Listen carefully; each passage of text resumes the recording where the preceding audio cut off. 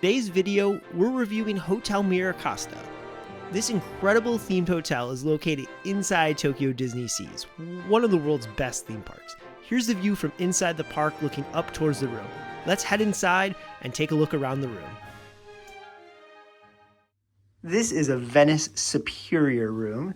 Walking in here, well, we'll start with the cooler stuff, then the closet.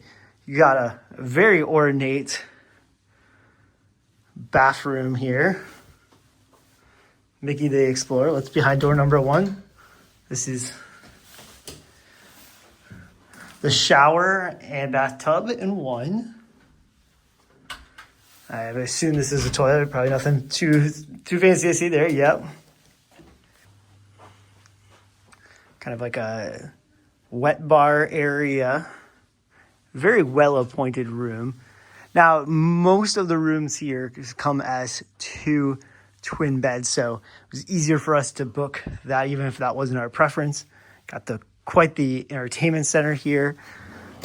Bathrobes, MiraCosta bathrobes. That's really nice, especially after staying a few days in Tokyo and the surrounding areas where the hotels are so small. This hotel feels like it has a lot of room. Like, even just looking up, you have kind of this ceiling effect. Really cool map. And now the moment, it makes this hotel all worth it. The view. We're looking right into the theme park here, DisneySea. It's kind of a blue glare through the window, but you can see this is the Venice section with the Venice Canal. Some more details here, like the headboard with the Grand Canal in Venice. This is all nice wood. It's really kind of unique looking, what is this, a tapestry hanging above the bed. Mickey and friends exploring. Quick video insert. Missed this on my initial tour, but look at this like hotel amenity stuff that you get to keep. Got like toothbrushes here, little tins, these little cups, little plastic cups. The writing desk has multiple postcards. Look at these really nice postcards of the resort. I'll mail those and keep them for myself. We did get like a tote bag, really nice MiraCosta tote bag. Here's a quick montage showing some of the really well themed areas and decorations around the resort.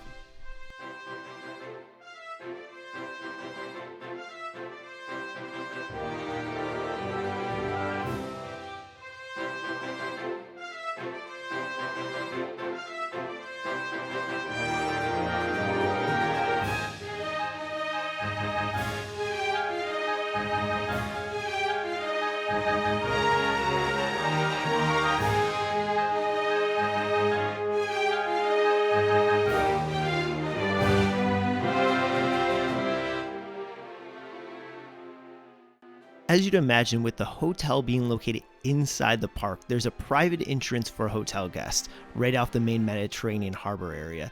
Makes running up to the room so much easier. Speaking of park access, a huge benefit is the happy entry. Now, on paper, this might not sound like a lot. You only get in a few minutes early. However, you get to skip that gigantic line you see there. Those are people that line up at 5 or 6 o'clock in the morning to be the first folks into the parks each day. With happy entry, you actually get moved to the front of that line area. So you bypass probably about 30 minutes of worth of people to get in the park.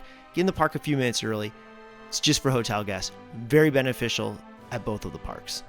To get to Tokyo Disneyland from MiraCosta, you need to take the monorail. And there's a direct ramp from the hotel to the DisneySea station, making it really easy to get on the monorail. I will say monorail tickets are not included with your stay. Yes, that means unlike Florida or California, the monorail here actually costs a nominal fee. Pro tip, if you already have a Suica card from traveling around Tokyo, you can use it on the monorail here. Hotel MiraCosta has a few full-service on-site restaurants. Heads up, there's no quick service though. We only ate at one of them, and that was with the breakfast that was included in our vacation package. More on that later. It was a typical hotel continental style breakfast, but it did have a great view of the park. Here it is before it opens. There is a gift shop, of course, that features some hotel branded items as well as some snacks and beverages. Now, it's worth noting there is no stores nearby the complex and no quick service restaurant, like I mentioned, inside the hotel. So if you're looking for a quick snack and you're not going into the park, this is about as good as it gets. So maybe buy some snacks while you're in Tokyo and bring them with you, because this is a snack selection at the hotel. One of our 3 nights we booked as a vacation package, and that's a tip in of itself. Not every night needs to be a vacation package. It does add about 50% more to your room rate. So we decided to only do it one night. But having the vacation package worked out better than we expected, because look at these crowds. The parks get super crowded, like very, very crowded. And the package allows you to pre-book priority access to a few of the most popular rides at both parks. And then it gave us a couple extra passes to use at like the second tier rides whenever we wanted. Here, for example, at Tokyo Disney, we were able to pre-book Beauty and the Beast months in advance. We selected a time. We showed up and we only waited about a half hour for a ride that usually got a couple hour wait.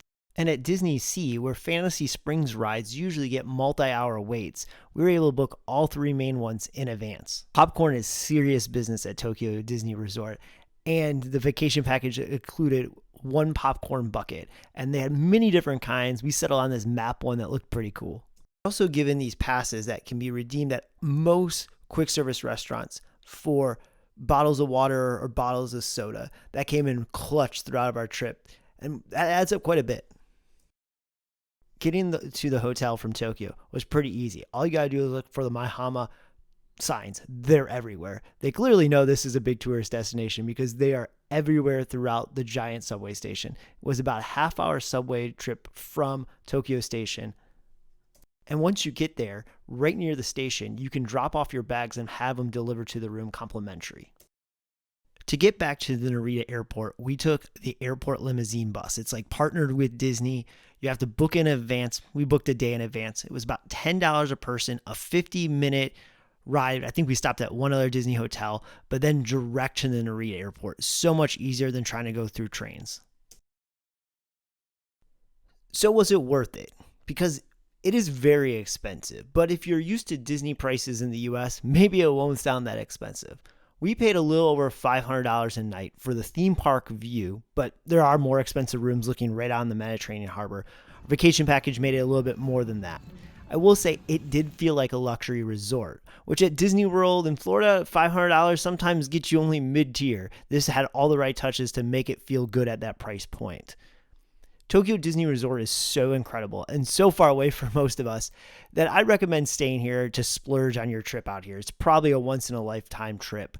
However, there are other Disney hotels and non-Disney hotels so close by and on the monorail that are very reasonably priced. So maybe stay here for your first visit, there the next time, or split the nights between some of the hotels so you can experience the best of both worlds and get some of the early entry benefits.